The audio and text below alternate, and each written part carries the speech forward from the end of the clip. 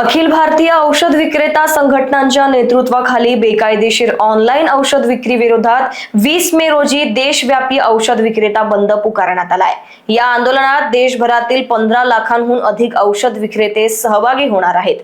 बनावट औषधे, वैद्यकीय चिठ्ठीशिवाय औषध विक्री, नियमबाह्य सवलती आणि व्यसनाधीनता वाढविणाऱ्या औषधांच्या गैरवापराविरोधात संघटना आक्रमक झाली आहे। शासनाने मागण्यांकडे दुर्लक्ष केल्यास आंदोलन आणखी तीव्र करण्याचा इशारा देण्यात आला असून आपत्कालीन रुग्णांना आवश्यक औषध सेवा सुरू ठेवली जाणार असल्याचे संघटनेने स्पष्ट केले। हे बघा, आमचा औषधी हा व्यवसाय drug and cosmetic act 1940 amendment 45 नुसार जातो।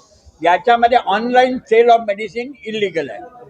केंद्र सरकारने साधारण 28 ऑगस्ट 2018ला ऑनलाईन आणण्यासाठी एक अधिसूचना काढली, ती आत्तापर्यंत मंजूर झालेली नाही आहे।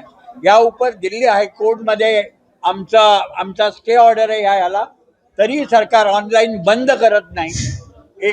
ही आमची मागणी आहे की 817 जी अधिसूचना आहे ती रद्द करावी। त्याचप्रमाणे करोनामध्ये 220 GSR ही घरपोच औषधी रेमडेसिवीर किंवा टुसिलुझुमॅब देण्यासाठी आम्हाला परमिशन दिली होती। ते इमर्जन्सी संपल्यानंतरही अजूनही ती नोटिफिकेशन सुरू आहे। झोमॅटो, स्विगी आणि ब्लिंकिट हे इलिगल ऑनलाईन धंदा करतात, तो बंद व्हावा आणि आपल्या देशातल्या तरुणांना गर्भपाताच्या गोळ्या किंवा नशेली किंवा नार्कोटिक ड्रग हे इझिली मिळतात, म्हणून हे बंद करा, ही दुसरी मागणी आहे। तिसरी गोष्ट, काही ऑनलाईन काही मोठे ॲमेझॉन किंवा फ्लिपकार्ट किंवा देशी लोक 25%, 30%, 40% मार्जिन देतात। आमचा हा व्यवसाय drug price control order 2013 DPCO 13 नुसार चालतो। त्याच्यामध्ये आमच्या रिटेलरला 8% होलसेलरला, 16% रिटेलरला, 10% होलसेलरला आणि 20% रिटेलरला अनियंत्रित औषध मिळतात।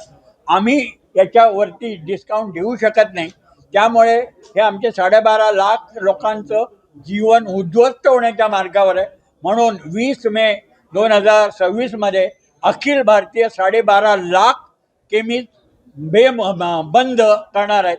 जर सरकारने आमच्या मागण्या मान्य नाही केल्या तर यापुढे आम्ही बेमुदत संप करू किंवा आमच्या दुकानाच्या चाव्या सरकारला देऊन टाकू। हा आमचा पुढचा निर्णय आहे। नमस्कार, धन्यवाद।